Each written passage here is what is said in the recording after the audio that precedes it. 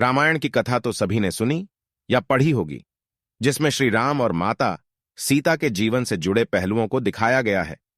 उन्हीं में से एक कहानी में बताया गया है कि कैसे मर्यादा पुरुषोत्तम राम अपनी पत्नी सीता को एक धोबी की बातों में आकर अयोध्या छोड़कर जाने को कह दिया था। लेकिन क्या आपको पता है कि वो धोबी के रूप में जन्मा एक पक्षी था, जिसके श्राप की वजह से ही माता सीता को वन में भटकना पड़ा था। जी हां, आपने सही सुना, माता सीता को श्राप मिला था। आज हम आपको बताएंगे कि देवी सीता को किस पाप की सजा मिली जो उन्हें वन वन भटकना पड़ा। मिथिला नगरी में जनक राजवंश राज करता था। उन्हीं में से एक राजा शीरध्वज थे। एक बार यज्ञ के लिए वो जमीन जोत रहे थे। उसी समय वहां से एक छोटी कन्या निकलती है। इस सुंदर कन्या को देखकर राजा को बहुत खुशी हुई। उन्होंने उस कन्या को अपनी पुत्री बना लिया। उसका नाम सीता रखा। एक दिन सीता अपनी सहेलियों के साथ बगीचे में खेल रही थीं। वहां उन्हें एक तोते का जोड़ा दिखाई दिया, जो बहुत ही खूबसूरत था।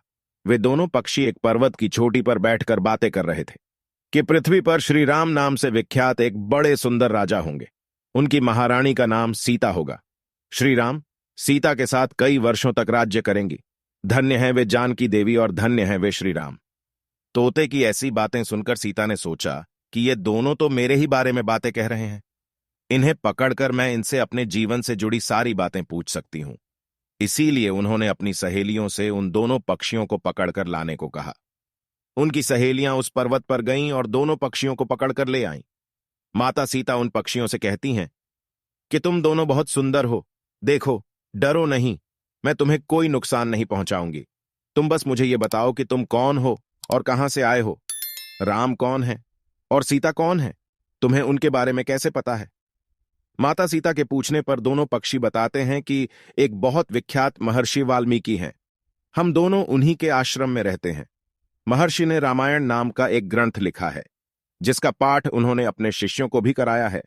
उन पक्षियों ने सीता को यह भी बताया कि इस ग्रंथ में महर्षि वाल्मीकि ने बताया है कि महर्षि ऋष्यशृंग के द्वारा किए गए पुत्रेष्ट यज्ञ से प्रसन्न होकर भगवान विष्णु, राम, लक्ष्मण, भरत और शत्रुघ्न ये 4 मानव शरीर धारण कर पृथ्वी पर जन्म लेंगे।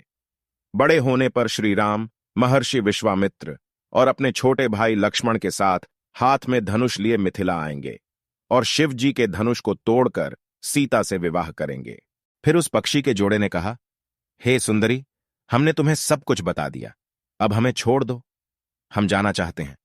पक्षियों की बातें सुनकर माता सीता के मन में और भी बातें जानने की इच्छा हुई। उन्होंने उन दोनों से पूछा कि राम कहाँ होंगे, वे किसके पुत्र हैं, कैसे वो मिथिला आकर जानकी से विवाह करेंगे।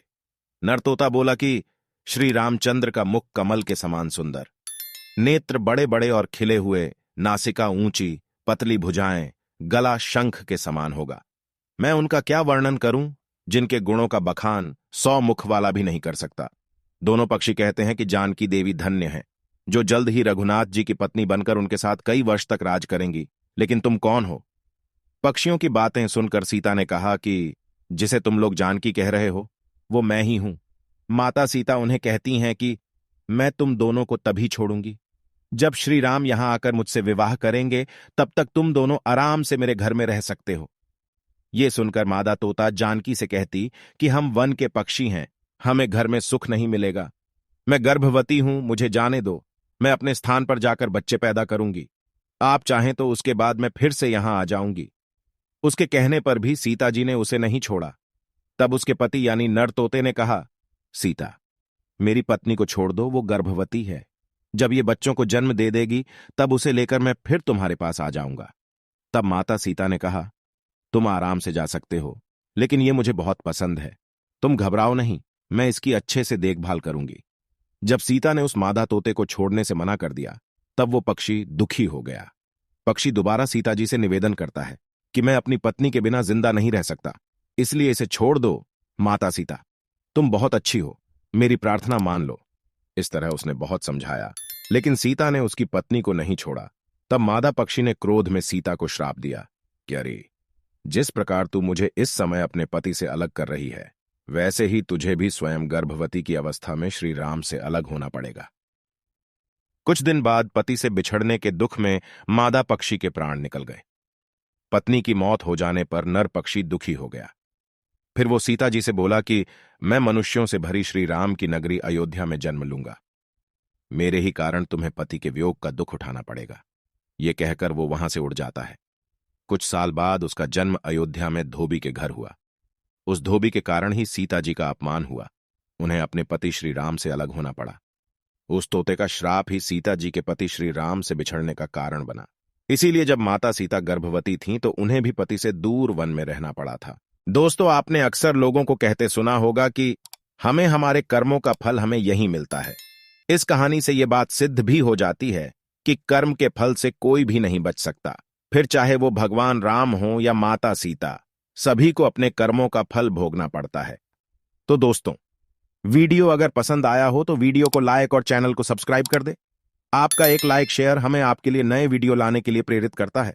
और आपने अगर हमारे चैनल को पहले से सब्सक्राइब करके रखा है तो आपको बहुत बहुत धन्यवाद। तो चलिए हम मिलते हैं किसी और एक इंटरेस्टिंग वीडियो में। तब तक के लिए राम राम।